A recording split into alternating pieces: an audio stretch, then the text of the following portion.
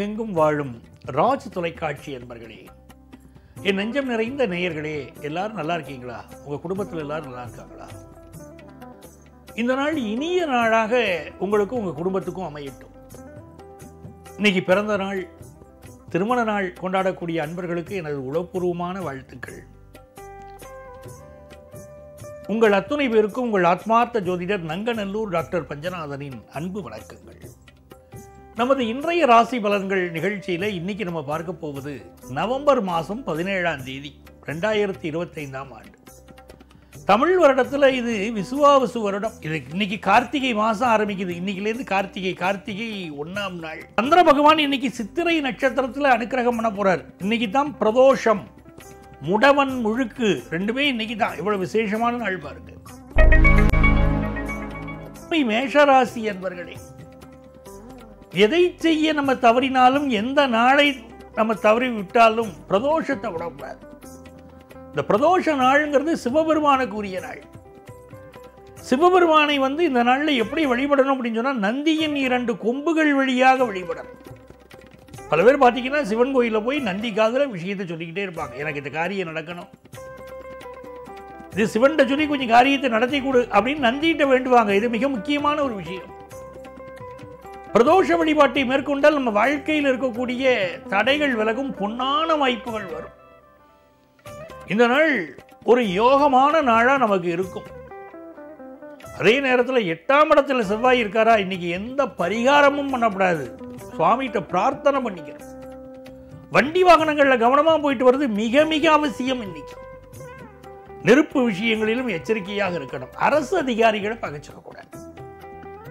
வியாபாரத்தில் கணிசமான லாபம் வந்து சேரும். ரிஷபராசி என்பர்களே, ரிஷபராசிக்காரர்களுக்கு இந்த நாள் ஒரு இனிய நாளாக இருக்கும். என்ன காரணம் பார்த்தீங்கன்னா, சந்திர பகவான் 5ஆம் இடத்திலும் 6ஆம் இடத்திலும் பயணம் பண்றார். செவ்வாய் பகவான் 7ஆம் இடத்துல இருக்கார். காதல் திருமணங்கள் கைகூடும் அப்படின்னு ஜோதிட சாஸ்திரம் சொல்றது. உடனே இளைஞர்களுக்கு ஒரு சந்தோஷம். புதிய வியாபார தொடர்பு ஒன்று இன்னைக்கு ஆரம்பிக்கும். புதிய நண்பர்கள் கிடைப்பார்கள். ஜாலியா அந்த டே என்ஜாய் பண்ணுவீங்க. ஒரு புதுசா வேலை வாய்ப்பு எடுங்கிறவங்களுக்கு நல்ல வேலை வாய்ப்பு கூடி வரும். உடல் நலத்தில் சின்ன பிரச்சனைகள் இருந்தால் நிவர்த்தி ஆகும். திருமண விஷயம் கைகூடுது, குடும்பத்தில் சந்தோஷம் பெருகுது, நன்மைகள் பெருகும். நல்ல நாளாக இந்த நாள் உங்களுக்கு அமையுது. சில பேருக்கு ஆபீஸில் ப்ரொமோஷன் கிடைக்கும். காது மூக்கு தொண்டை சம்பந்தமான சில பிரச்சனைகள் சிலருக்கு இருக்கலாம். உடல் நலத்தில் அக்கறை எடுத்துக்கணும். மிதுன ராசி அன்பர்களே, ராசிநாதனாக இருக்கக்கூடிய புதன் பகவான் இன்னைக்கு 5ஆம் இடத்துல இருக்கார். செய்தொழில் வெற்றின்னு அதுக்கு பேரு. என்ன ப்ரொஃபஷன் பண்ணிக்கிட்டு இருக்கிறோமோ அந்த ப்ரொஃபஷன்ல வெற்றி. குரு பகவான் 2ஆம் இடத்துல இருக்கார். தனம் தரும், கல்வி தரும், ஒரு நாளும் தளர்வரியா மனம் தரும் அந்த அபிராமி அன்னையை இன்னைக்கு வழிபடணும். செல்வ செழிப்பு மிகுந்து வரும்.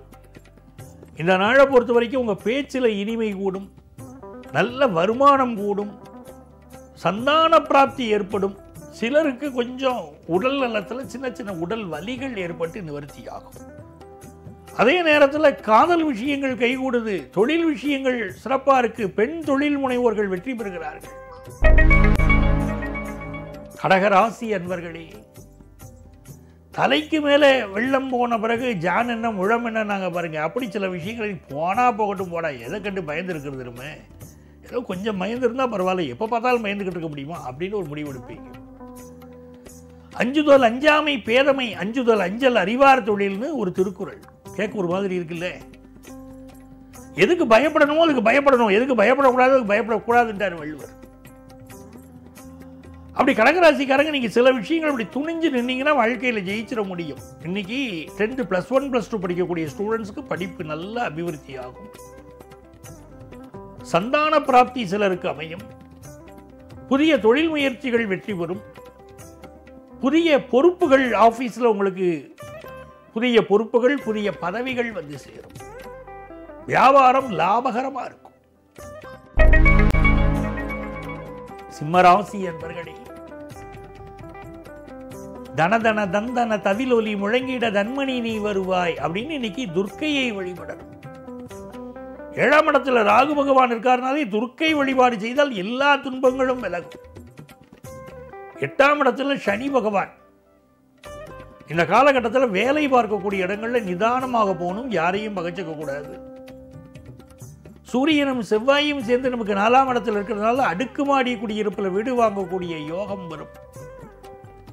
சகோதரனோடு சேர்ந்து சில பேர் சொத்து வாங்குவாங்க. அதே நேரத்தில் கால்களில் சிலருக்கு பிரச்சனை தரலாம். இந்த நாள் கவனமா இருக்கு.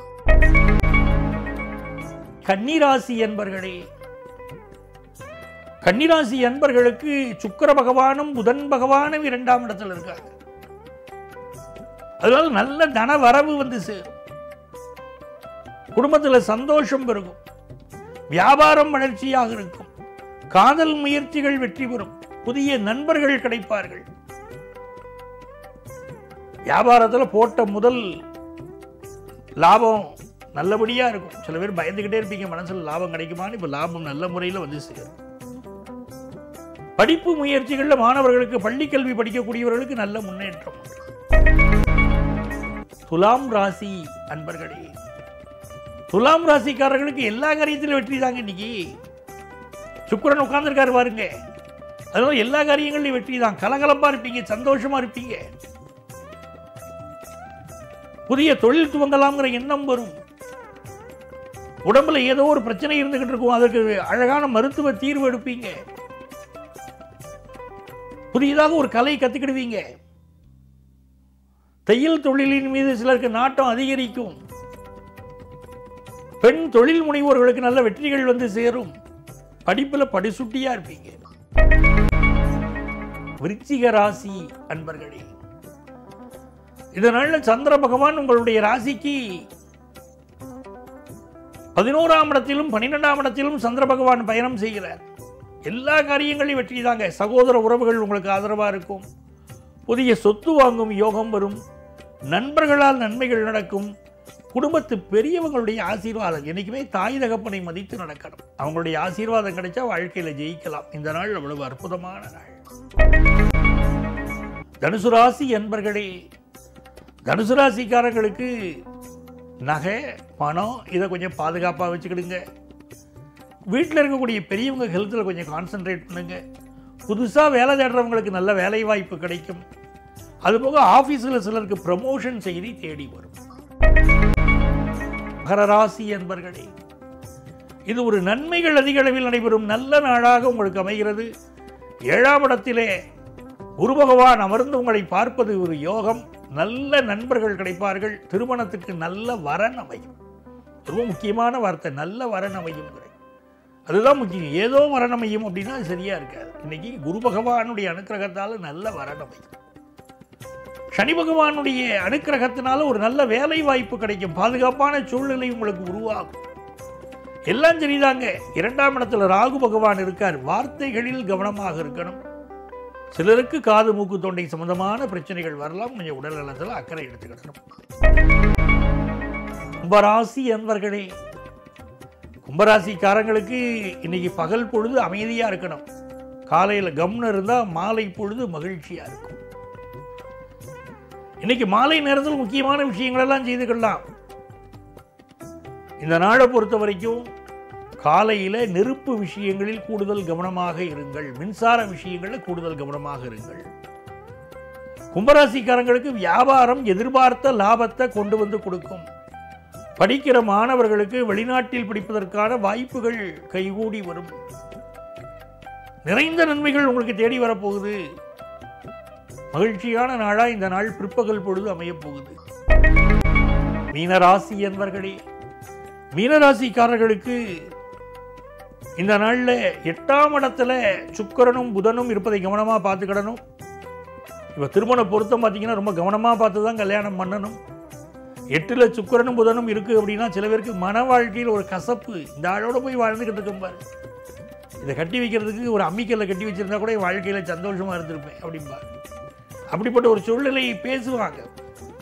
அதனால் கணவன் மனைவி உறவில் இன்னைக்கு கணவன்மார்கள் சரி கொஞ்சம் கவனமாக அப்படி பொறுமையாக இருந்துக்க வேண்டிய ஒரு நாள். 9ஆம் இடத்துல சூரியனும் செவ்வாயும் இருப்பதனால நல்ல சொத்து சேர்க்கை, முன்னோர்கள் சொத்து வருவது, அரசு வேலை கிடைக்கக்கூடிய ஒரு யோகம், நல்ல பதவி கிடைக்கக்கூடிய யோகம் இந்த நாள் அமர்க்களமாக இருக்கும். அன்பர்களே, நாளைய பதிவில் மீண்டும் சந்திப்போமா?